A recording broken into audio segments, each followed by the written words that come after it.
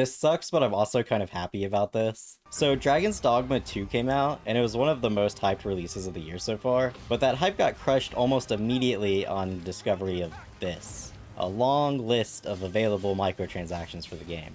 These microtransactions, along with some performance issues, has led to its Steam score getting hit pretty hard. People who are buying the game are not recommending it. And I've seen some journalists call it review bombing, but no, people who bought the game are simply upset. You know, review bombing implies like a coordinated attempt to lower the score for arbitrary reasons. But this seems to be an organic reaction to something that people don't like. Also, can I just mention how annoying it is that these big outlet gaming journalists always seem to run cover for the industry that they should be scrutinizing? Like, are you a journalist or a PR rep for hire?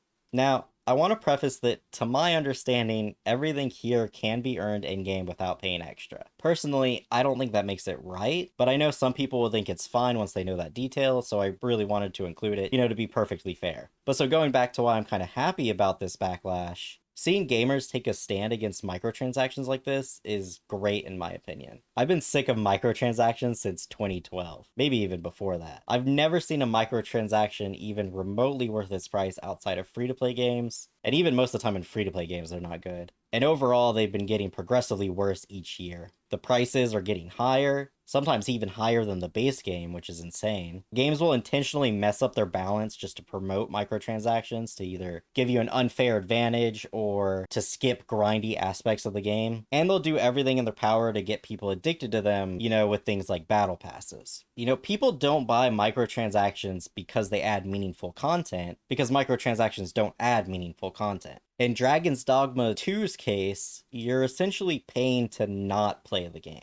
I mean, that's what these do. You're paying to skip playing the game. So yeah, people who bought the game should be upset.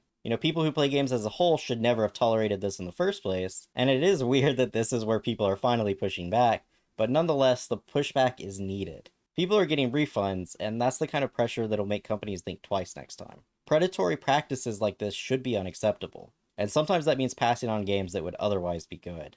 At least that's what I think. What do you think? Do you think these microtransactions just aren't a big deal? Or do you think the game deserves the backlash?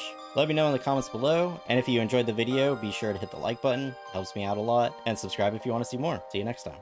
Progressively worse each year.